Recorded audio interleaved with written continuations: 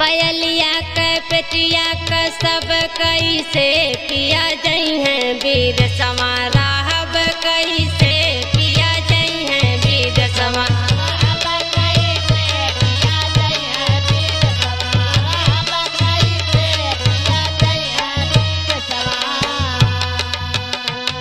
पयलिया के पेटिया का सब कैसे पिया जई हैं वीर समाराहब